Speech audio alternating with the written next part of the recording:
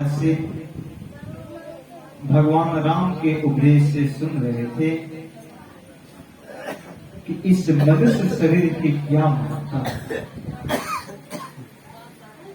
कहते हैं बड़े भाग्य मानुष तन पावा, सुर दुर्लभ सब ग्रंथ ही गावा।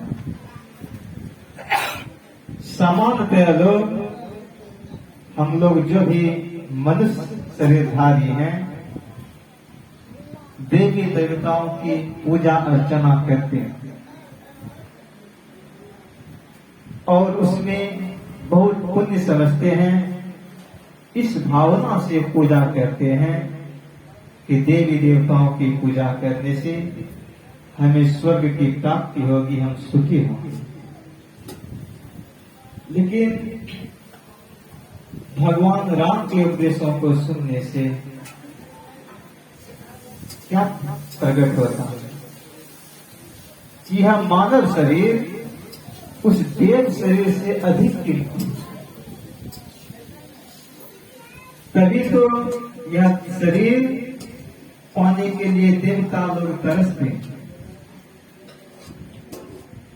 जैसे कि इस संसार में जीने के लिए हमें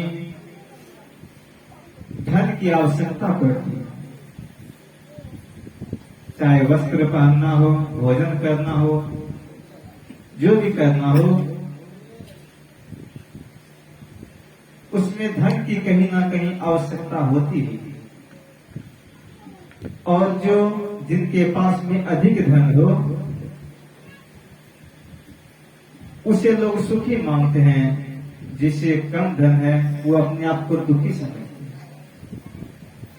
तो जो बहुत ही गरीब है, जिस तरह से उसके मन में ये इच्छा होती है कि हमें बहुत सारा धन मिल जाए, क्योंकि वो अपने आंखों से देखता है। गरीबी अमीरी का अंतर। जो अमीर है वो अच्छे सुंदर घर बना करके सारी व्यवस्थाओं के साथ उनके यहाँ मोटर गाड़ी, कार इत्यादि बहुत सारी सुविधाएं रहती हैं। जो गरीब रहते हैं उनका घर छप्पर का किसी तरह से मुश्किल से गुजारा करते हैं। बरसात के समय में घर में रहने में भी दिक्कत होती है। बरसात का पानी उस घर को पार करके शरीर पर गिरता है। तो जिस तरह से उस गरीब के मन में इच्छा होती है कि अगर काश मेरे पास भी धन होता तो हम एक अच्छी तरह से घर बनाते, सुखी पूर्वक रहते। वो धन में सुख मांगता है, क्योंकि वो जो देख रहा है उसके अनुसार से निश्चित ही अधिक धन हो तो उस अवस्था से सुखी होंगे जिस अवस्था में वो गरीब अभी है। तो जिस तरह से गरीब के मन में लगा रहता है कि हमें धन हो, हमें धन हो, भगवान राम कहते हैं उसी प्रकार से देवता लोग ललायित रहते हैं, हमेशा विचार में रहते हैं, प्रार्थना करते हैं कि हमें किसी तरह से मनुष्य का शरीर मिले। आखिर इसकी विशेषता, जिस देवता की हम लोग आराधना करने में, पूजा पाठ करने में अपने आप को सुखी मानते हैं, वो देवता खुद मनुष्य शरीर को पाने के लिए ललायित है। जो इस ज्ञान को नहीं जानते कि हमारा मनुष्य शरीर का कीमत क्या है, वही लोग अपने आप से देवता को अधिक मानते हैं। जो इस शरीर का कीमत समझ लेते हैं तो वो तो देवता से उच्च है। संत महात्मागण उपदेश देते हैं कि यह मानव शरीर संसार के बंधनों से मुक्त करने वाला, स्वर्ग नरक आदि जहां तक का भी व्यवहार है, यह जन्म मरण के चक्र से परे नहीं है। वहां जाकर के भी जन्म मरण का चक्र लगा ही रहता है। संसार में कुछ शुभ कर्म किए, स्वर्ग गए, वहां जितना सुख भोगना था पुण्य कर्म के आधार पर, जितना पुण्य कर्म इस धरती पर कर सके थे, उस अनुसार में एक समय मिलता है कि उतना समय तक ही हम स्वर्ग सुख भोग सकें। और उस सुख को भोगने के बाद फिर इस दुख में आना ही होता है, जन्म मरण के चक्र में, 84 के चक्र में पड़ना ही होता है। वो सुख अंतिम सुख नहीं है। जिस सुख के बाद दुख लगा ही रहे, वह सुख कैसा सुख। इसीलिए संत महापुरुष उपदेश कहते हैं कि अगर मानव शरीर प्राप्त कर चुके हैं तो उस सुख को पाने का प्रयास करें जहां से कि दुख का मुंह देखना नहीं पड़ेगा। और यह ज्ञान संत महात्मा गण सिखलाते हैं।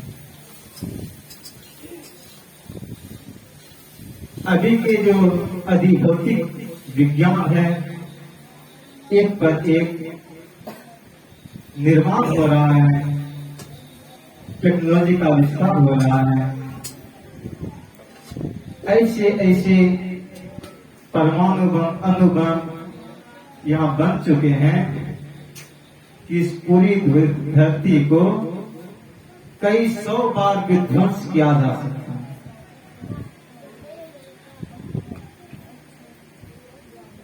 लेकिन ऐसा कोई भी नहीं बना पाए हैं जो कि मरे हुए को जीवित करते।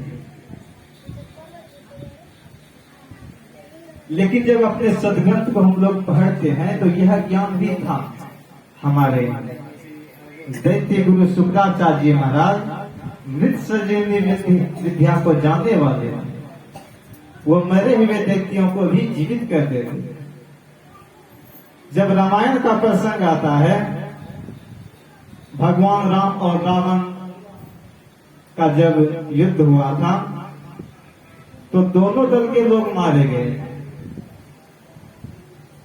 और ग्रंथ में वर्णन है कि जब दोनों दल के लोग मारे गए थे, जब युद्ध समाप्त हो गया था तो उस समय अमृत की वर्षा हुई थी और भगवान राम से जो के पक्ष से जो भी युद्ध करने वाले थे सब जीवित हो चुके थे।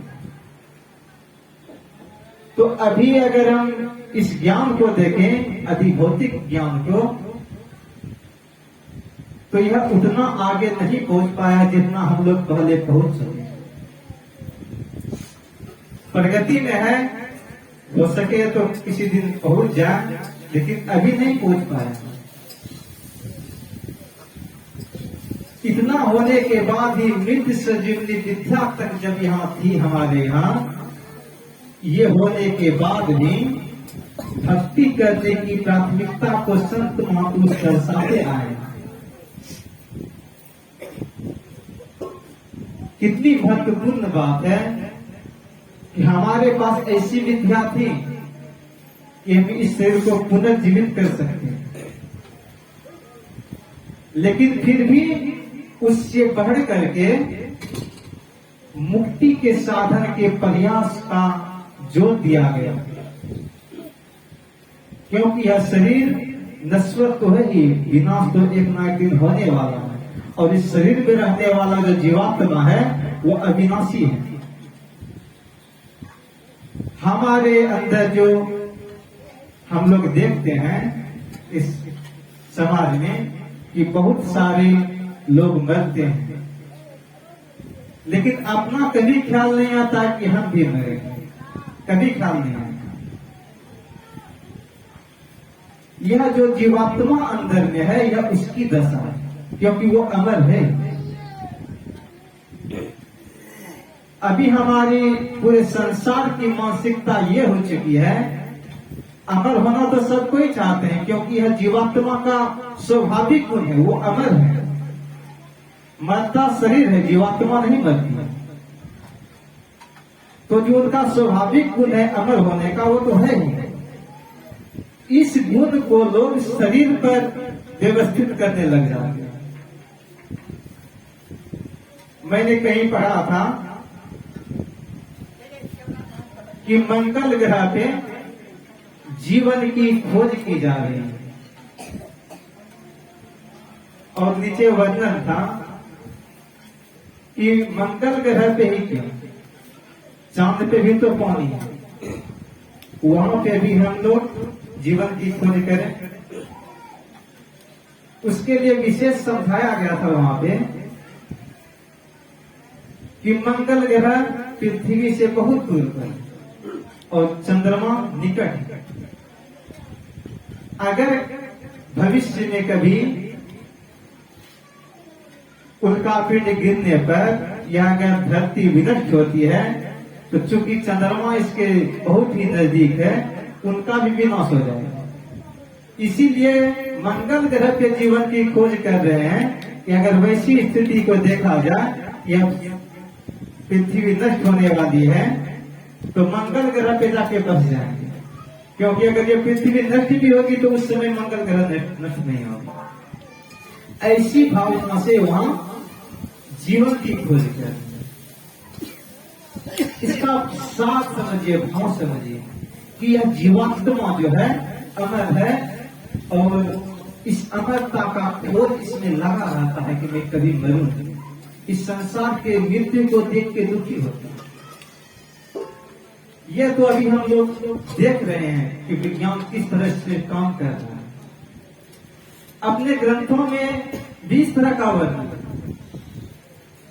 हिरण्यकश्यप तपस्या में लग जाते हैं, किस लिए? तो अमरता के लिए, कभी मरे नहीं। भाव एक ही है। आज हम वैज्ञानिक आधार पे खोज रहे हैं, वो तपस्या के आधार पे खोज रहे हैं। जब भगवान प्रकट होते हैं, कहते हैं वर मांगो, तो वह यही मांगते हैं कि भगवान हमें वर दीजिए कि हम अजर अमर हो जाएं, मरे नहीं। ब्रह्मा जी कहते हैं ये नहीं हो सकता, संसार में जन्म लियो तो मरना पड़ेगा, इसके अलावा कुछ वरदान मांगो। तो अपनी जानकारी के अनुसार उसे जो भी समझ में आए कि लोग किस तरह से मरते हैं तो हम उस तरह से नहीं मरेंगे। मरने की जो भी व्यवस्था उसके समझ में थी उससे परे का मांग करते हैं। कोई भी आदमी दिन में मरते हैं, रात में मरते हैं। भगवान से मांगा कि ना हम दिन में मरे ना रात में मरे। कोई धरती पर मरते हैं या कोई किसी को विशेष सुविधा है, पैसा है तो वायुयान में सफर करते हैं और दुर्घटनावश वही वहां भी मौत हो जाती है। तो ये कहते हैं कि ना जमीन पे मरो ना आकाश में मरो, ना मुझे नर मार सके ना सिंह मार सके, अस्त्र शस्त्र किसी से भी ना मरो। यानी अपने समझ में उनको जितना भी जानकारी था कि इस तरह से मौत आती है, उन्होंने सारे द्वार को बंद कर दिया। लेकिन क्या बच पाए? अभी भी सोच वही है, सोच का अंतर नहीं है, तरीका अलग भले हो चुका है, सोच का अंतर नहीं है। लेकिन ऐसा भी रास्ता है जहां इस जीव का जो अमृतत्व का गुण है, यह जीवात्मा परमात्मा का अविनाशी है, परमात्मा अविनाशी है। जब हम अपने निज स्वरूप को पहचान जाएंगे तो जो मरने का दुख है यह खत्म हो जाएगा। मरने का दुख ही इसलिए है कि हम अपने स्वरूप को नहीं पहचानते। अपने स्वरूप को पहचाने, यह दुख गया, कोई अंतर नहीं। जिस तरह से कि हम कभी अंधेरे में जाते हैं, रस्सी को देखते हैं, सांप का भय होता है, रस्सी को देखते हैं और उस भय से थर थर कांपने लगते हैं, वहां से भाग खड़े होते हैं, गिरते पड़ते भागते हैं। और जब उसी जगह पर पुनः प्रकाश की सहायता लेकर के पहुंचते हैं और देखते हैं कि कौन सा सांप है, देखने जाते हैं, वहां रस्सी पाते हैं। केवल उस रस्सी को देखने तक का, समझने तक का देर है, वह सांप का भय खत्म हो जाता है। ठीक उसी तरह से जिस दिन हम अपने इस आत्म स्वरूप को पहचान ली, उसी दिन मृत्यु का भय खत्म हो। अन्यथा कुछ भी प्रयास करने इस संसार में अपने को सुरक्षित रखने का कुछ प्रयास करने, अच्छा घर बना ले कि कभी बारिश ना हो, कभी भूकंप से वो घर ना गिरे, इस तरह के मतलब कुछ भी व्यवस्था करने, मौत से पीछा नहीं छूट सकता है। और अगर हम केवल अपने आत्म स्वरूप को जान लें तो इस दुख से छूट सकते हैं, और जिस दिन ये जानेंगे तो जन्म मरण के चक्र से वे छूटेंगे। और यह व्यवस्था केवल और केवल मानव शरीर में ही, परमात्मा की सृष्टि में, अन्य किसी भी शरीर में नहीं। इसीलिए इस मनुष्य शरीर की महिमा गाई गई कि अगर यह मनुष्य शरीर मिला है तो अपने निज स्वरूप को जानने का प्रयास करें, सारे दुखों से छूटने का प्रयास करें। और इस शरीर को पाने से बचपन से ही हमें यह ज्ञान लगा रहे, इसी प्रेरणा बनी रहे। इसीलिए हमारे यहाँ 16 संस्कार का वर्णन है कि गर्भाधान से ही बच्चे को शिक्षा दी जा सके, हम किस तरह से मुक्ति को प्राप्त करें, मुक्ति के मार्ग पर किस तरह से अग्रसर हो। इस तरह की व्यवस्था हमारे यहाँ की गई है, क्योंकि इसका उदाहरण हमारे यहाँ बहुत है कि गर्भ से ही शिक्षा दी जाती है। इसका बहुत उदाहरण है हमारे यहाँ। अभी मंदिर जब माता के गर्भ में ही थे तो चक्रव्यूह को भेजने की कला माता के गर्भ में ही सीखे थे, बाहर में आके नहीं सीखे थे, ऐसा ग्रंथ में वर्णन नहीं है। और शस्त्र विद्या बाहर में सीखे थे, लेकिन चक्रव्यूह की भेदन की विद्या वो माता के गर्भ में ही सीखे थे। तो इससे स्पष्ट होता है कि हमें ज्ञान का आरंभ माता के पेट से ही होता है। इसीलिए छोटे से बच्चे के जन्मदिन पर भी आज सत्संग का आयोजन किया जा रहा है